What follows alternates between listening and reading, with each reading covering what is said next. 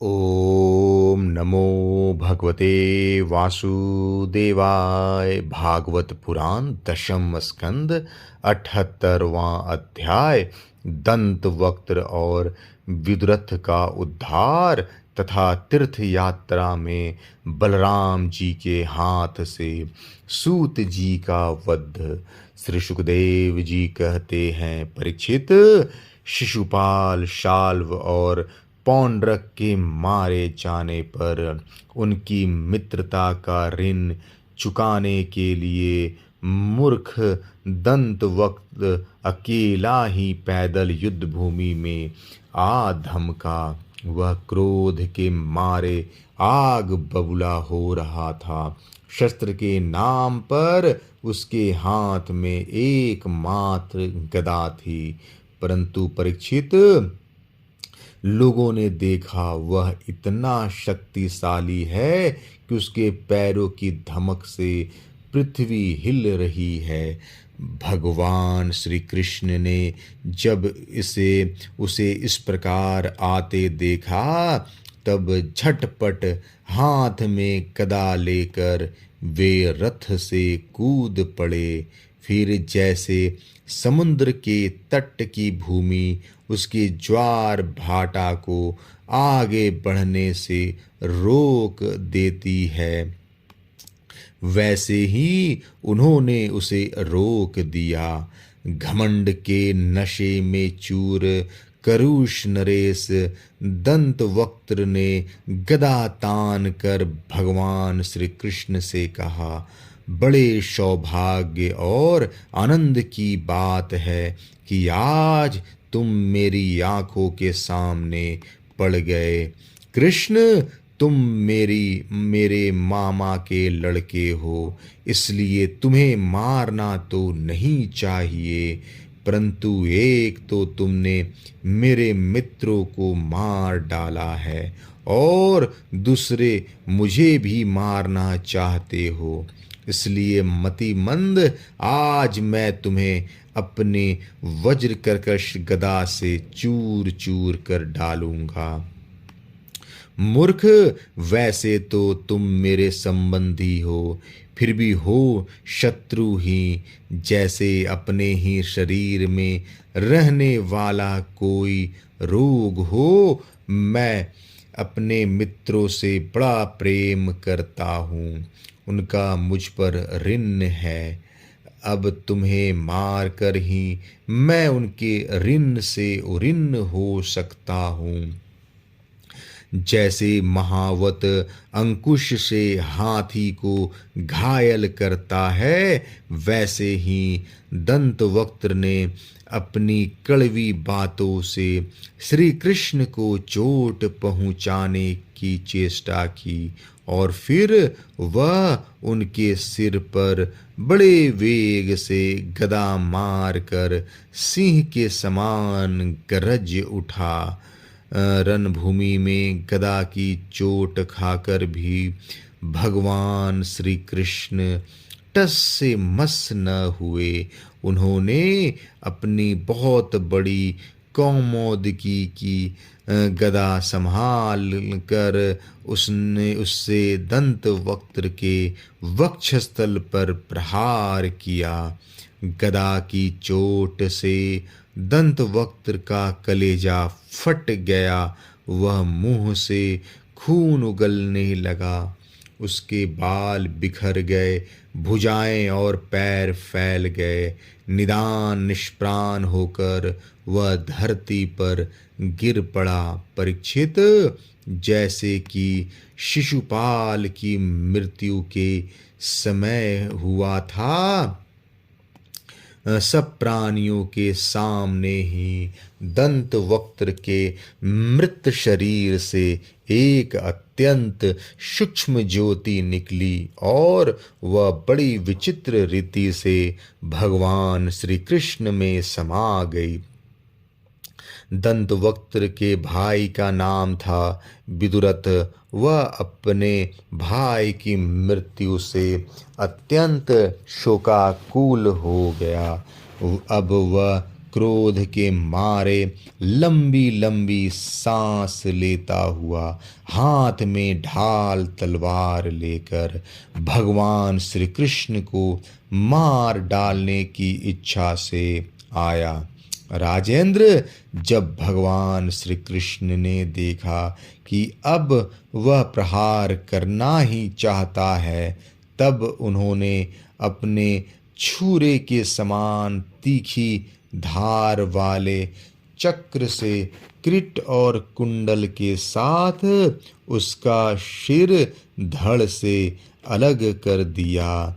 इस प्रकार भगवान श्री कृष्ण ने शाल्व, उसके विमान, शौब, दंतवक्त्र और विदुरथ को, जिन्हें मारना दूसरों के लिए अशक्य था, मारकर द्वारकापुरी में प्रवेश किया।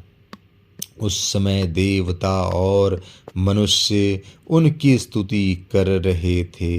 बड़े बड़े ऋषि मुनि, सिद्ध, गंधर्व, विद्याधर और वासुकी आदि महानाग, अप्सराएं, पितर, यक्ष, किन्नर तथा चारण उनके ऊपर पुष्पों की वर्षा करते हुए उनकी विजय के गीत गा रहे थे। भगवान के प्रवेश के अवसर पर पूरी खूब सजा दी गई थी और बड़े बड़े वृषणवंशी यादव वीर उनके पीछे पीछे चल रहे थे। योगेश्वर एवं जगदीश्वर भगवान श्री कृष्ण इसी प्रकार अनेकों खेल खेलते रहते हैं।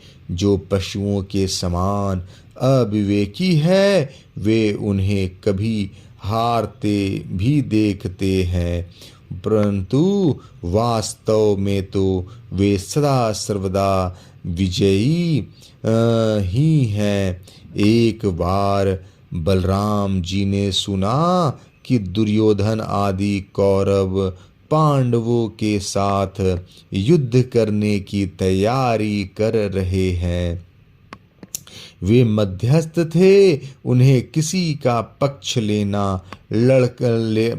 लेकर लड़ना पसंद नहीं था। इसलिए वे तीर्थों में स्नान करने के बहाने द्वारका से चले गए। वहां से चलकर उन्होंने प्रभास क्षेत्र में स्नान किया और तर्पण तथा ब्राह्मण भोजन के द्वारा देवता, ऋषि, पितर और मनुष्यों को तृप्त किया। इसके बाद वे कुछ ब्राह्मणों के साथ जिधर से सरस्वती नदी आ रही थी, उधर ही चल पड़े। वे क्रमशः पृथुदक, बिंदुसार, त्रितकूप, सुदर्शन तीर्थ, विशाल तीर्थ, ब्रह्म तीर्थ, चक्र तीर्थ और पूर्ववाहिनी, सरस्वती आदि तीर्थों में गए। परीक्षित, तदंतर यमुना तट और गंगा तट के प्रधान प्रधान तीर्थों में होते हुए वे नैमिषारण्य क्षेत्र में गए। उन दिनों नैमिषारण्य क्षेत्र में बड़े बड़े ऋषि सत्संग रूप महान सत्र कर रहे थे। दीर्घ काल तक सत्संग सत्र का नियम लेकर बैठे हुए ऋषियों ने बलराम जी को आया देख अपने अपने आसनों से उठकर उनका स्वागत सत्कार किया तथा यथा योग प्रणाम आशीर्वाद करके उनकी पूजा की। अपने साथियों के साथ आसन ग्रहण करके बैठ गए और उनकी अर्चा पूजा हो चुकी। तब उन्होंने देखा कि भगवान व्यास के शिष्य रोमहर्षण व्यास गद्दी पर बैठे हुए हैं। बलराम जी ने देखा कि रोमहर्षण जी शूत जाति में उत्पन्न होने पर भी उन श्रेष्ठ ब्राह्मणों से ऊंचे आसन पर बैठे हुए हैं और उनके आने पर न तो उठकर स्वागत करते हैं और न हाथ जोड़कर प्रणाम ही। इस पर बलराम जी को क्रोध आ गया। वे कहने लगे कि यह रोमहर्षण प्रतिलोम जाति का होने पर भी इन श्रेष्ठ ब्राह्मणों से तथा धर्म के रक्षक हम लोगों से ऊपर बैठा हुआ है, इसलिए यह दुर्बुद्धि मृत्यु दंड का पात्र है। भगवान व्यास देव का शिष्य होकर इसने इतिहास, पुराण, धर्मशास्त्र आदि बहुत से शास्त्रों का अध्ययन भी किया है, परंतु अभी इसका अपने मन पर संयम नहीं है या विनय नहीं, उदंड है। इन अजित आत्मा ने झूठ मूठ अपने को बहुत बड़ा पंडित मान रखा है। जैसे नट की सारी चेष्टाएं अभिनय मात्र होती है, वैसे ही इसका सारा अध्ययन स्वांग के लिए है। उससे न इसका लाभ है और न किसी दूसरे का। जो लोग धर्म का चिन्ह धारण करते हैं परंतु धर्म का पालन नहीं करते, वे अधिक पापी हैं और वे मेरे लिए वध करने योग्य है। इस जगत में इसलिए मैंने अवतार धारण किया है। भगवान बलराम यद्यपि तीर्थ यात्रा के कारण दुष्टों के वध से भी अलग हो गए थे, फिर भी इतना कहकर उन्होंने अपने हाथ में स्थित कुश की नोक से उन पर प्रहार कर दिया और वे तुरंत मर गए। होनहार ही ऐसी थी। सूत जी के मरते ही सब ऋषि मुनि हाय हाय करने लगे। सबके चित्त खिन्न हो गए। उन्होंने देवाधिदेव भगवान बलराम जी से कहा, प्रभु आपने यह बहुत बड़ा अधर्म किया है। यदुवंश शिरोमणि सूत जी को हम लोगों ने ही ब्राह्मणोचित आसन पर बैठाया था और जब तक हमारा यह सत्र समाप्त न हो तब तक के लिए उन्हें शारीरिक कष्ट से रहित आयु भी दे दी थी।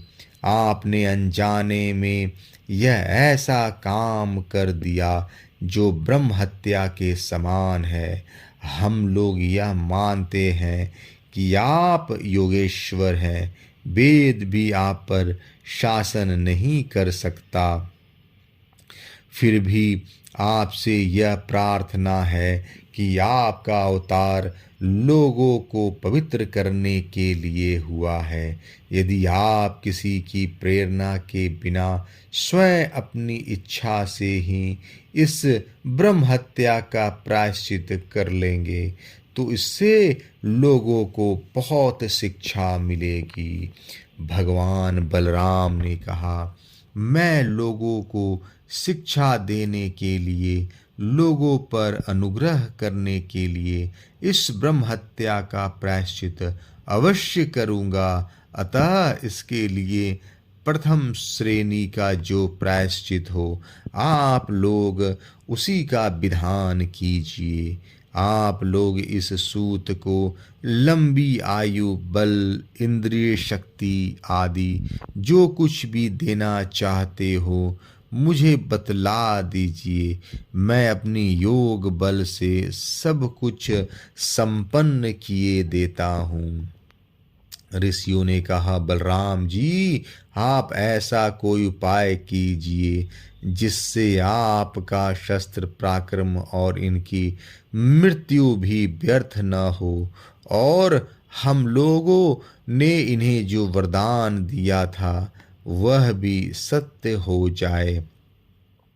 भगवान बलराम ने कहा, ऋषियों वेदों का ऐसा कहना है कि यह आत्मा ही पुत्र के रूप में उत्पन्न होता है, इसलिए रोमहर्षण के स्थान पर उनका पुत्र आप लोगों को पुराणों की कथा सुनाएगा। उसे मैं अपनी शक्ति से दीर्घायु, इंद्रिय शक्ति और बल दिए देता हूँ। ऋषियों, इसके अतिरिक्त आप लोग और जो कुछ भी चाहते हो मुझसे कहिए, मैं आप लोगों की इच्छा पूर्ण करूँगा।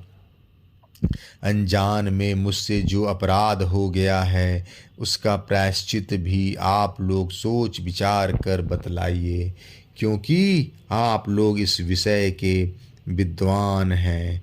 ऋषियों ने कहा, बलराम जी, इलवल का पुत्र वलवल नाम का एक भयंकर दानव है। वह प्रत्येक पर्व पर यहाँ आ पहुँचता है और हमारे शत्रु को दूषित कर देता है। यदुनंदन, वह यहाँ आकर पीव, खून, विष्ठा, मूत्र, शराब और मांस की वर्षा करने लगता है। आप उस पापी को मार डालिए। हम लोगों की यह बहुत बड़ी सेवा होगी। इसके बाद आप एकाग्र चित्त से तीर्थों में स्नान करते हुए 12 महीनों तक भारतवर्ष की परिक्रमा करते हुए विचरण कीजिए। इससे आपकी शुद्धि हो जाएगी। 78वां अध्याय समाप्त। जय श्री कृष्ण।